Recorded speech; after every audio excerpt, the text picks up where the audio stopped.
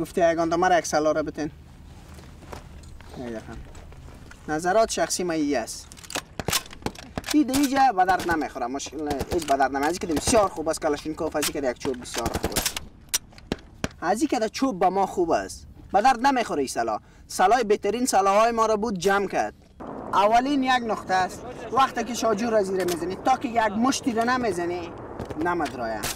و دوم نقطه مرمی تیر میکنی. عوضی که یک مرمی تیر کنه این دبل دو مرمی را تیر میکنه. گیت ازی جام میمونه در اینجا. تا که چیز بطن از زیر پچق نکنی. در سنه محاربه جنگ وقت جان شیرین است. در این راسته من نظر دارم که در جنگ عراق ناکام شده بود این سلاح. چرا که به درد نمیخوره.